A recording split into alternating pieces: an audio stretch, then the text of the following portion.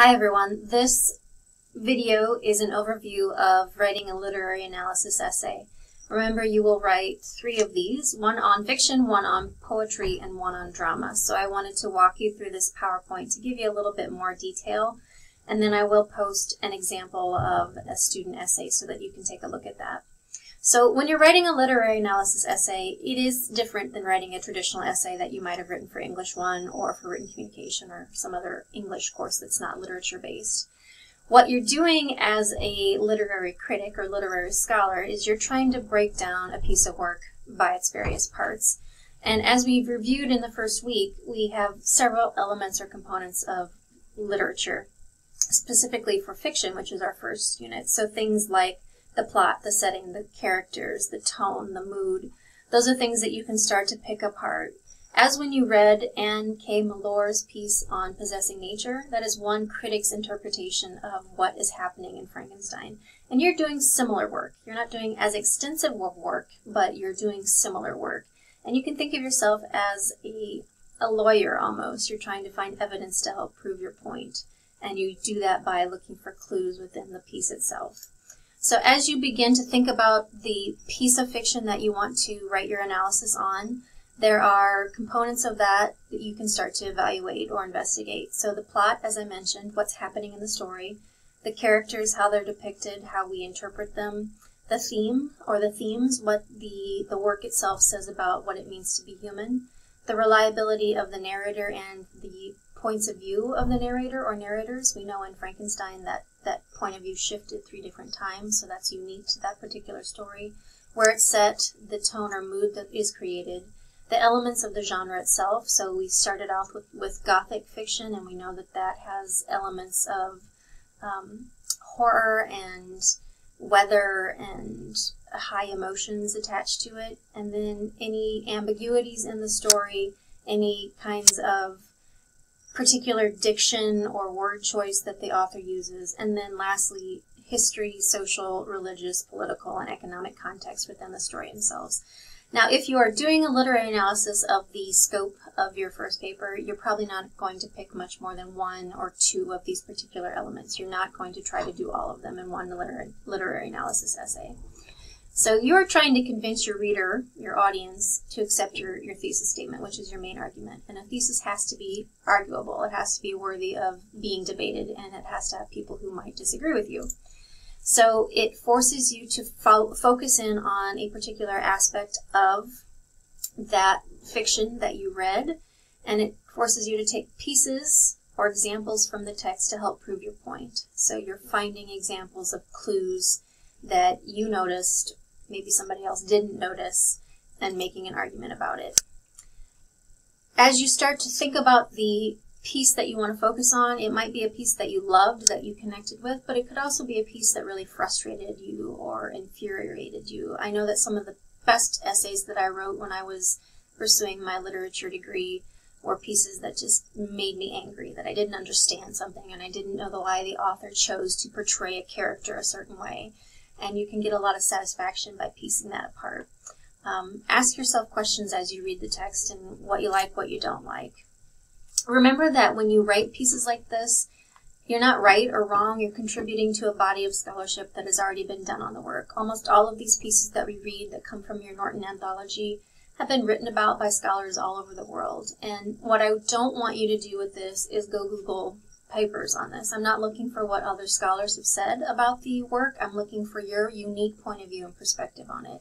So know that I don't want you to do research on these. I don't want you to incorporate the writing of other authors in the field. I want this to be your own analysis of what you think is happening in the text. And if you go looking for those essays, it's going to cloud your own judgment. It's going to cloud your own perspective. And I'm not interested in what others are writing. I'm interested in what you're writing. So remember, when you write your thesis, it's an arguable point, it's in your introduction, and it should be something that you can prove from evidence from the text. And each of you might pick the same story but have a completely different thesis statement. A good thesis, again, is arguable, it's argumentative, it should be able to be debated by people. It's controversial enough that your reader doesn't go, well, duh. It has to be something that is not, obviously. It's not a book review, so you're not telling us whether the piece itself is good or bad. You're telling us something within the piece and how we should interpret it. And remember that because literature and the reading of it and the criticism of it is so subjective and open to discussion, you are going to be able to have multiple points of view on it. And again, you could all pick the same piece and look at it differently. As you start to build your thesis, make sure that you're paying close attention to your language. So for instance, on this slide, although the religious tone in the poem suggests a devout belief in God, the speaker is in fact experiencing a crisis of faith. So you are trying to prove a particular point based again on the evidence in the text that you find. Some examples of thesis statements. Moby Dick is about the problem of evil. Moby Dick is boring and pointless. Moby Dick is about a big white whale. Or, obviously, the last one's probably going to be the best because it's the most detailed. The use of whiteness in Moby Dick illustrates the uncertainty of the meaning of life that Ishmael expresses throughout the novel. So it has to be specific enough to cover in your 2 to 3 page literary analysis, and it can't be so broad or so simple as the others that are listed on this slide. So I'll let you page through these, take a look at them. These are examples of decent thesis statements. And thesis statements might not be something you write until after you've written some of your body. You might not know what your argument is until you start writing the body of your essay, and that's fine. As you write your introduction, I want you to think about this acronym, HATMAT. So you want to hook us in with some kind of attention-getting device. You want to tell us who the author is, use their full name. You want to tell us the title of the piece. So for all the short stories in the anthology, they will be in quotation marks. Frankenstein will be italicized because it's a longer piece. It's a longer work. You might need to tell us briefly who some of the main characters are, and you probably don't need to give us a summary of the story because you can assume that everybody who's reading your work has read it too, and then state your thesis. So here's a sample introductory paragraph. It has a series of questions. It identifies the author, it identifies the work, and then it has a thesis statement. So again, I'll let you page through that in your own time as I post this PowerPoint. Each of your body paragraphs needs to prove a point. Each of your body paragraphs needs to have some evidence, so quotes, paraphrases, and summaries from the text themselves. So you're going to be using in-text citations, and you will need a works cited that is at the end of your essay. If it helps to remember this, you might have heard this in other writing classes. So PIE, so point, illustration, explanation. The point is the main point you're trying to make. The illustration is the example of the quote or paraphrase from the text, and then the explanation is your words on how that piece of evidence helps support your main point and your thesis statement. So a lot of times a body paragraph in a literary analysis essay will sound like PIE. So point, illustration, explanation, if that helps you to remember it. You are going to be quoting, paraphrasing, and summarizing, and remember that you want to keep it relatively short. I don't want to see long quotations in these pieces since it's already a relatively short essay. I want you to just use the most important, the most relevant excerpts from the text to help prove your point, and introducing those. So avoiding plopping them, frame them, tell us what the quote is doing there, how it's relevant to your main argument, and you might be able to start seeing this as you look at the student essay that I'm going to post. So avoiding plopping or dropping your quote.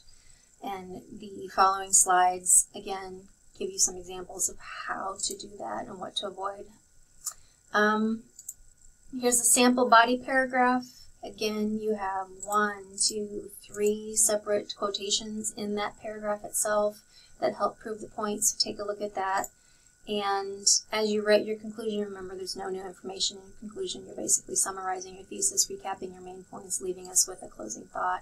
There's an example of a closing or concluding paragraph. I like good titles. I like interesting titles. I like plays on words. This video is going to cut off at 10 minutes, so I want to kind of rush through and show you this. Use your resources in your Norton Anthology. There's a whole section on paraphrasing, summarizing, and quoting, and how to do an MLA works cited page. As you post your rough drafts, you will be getting feedback from your peers. I will be giving you sheets that steer you towards what to look for. but your final draft does need to have in-text citations and works cited pages that are done correctly in MLA format. So that's it. I gotta go, but if you have questions, let me know. Thanks.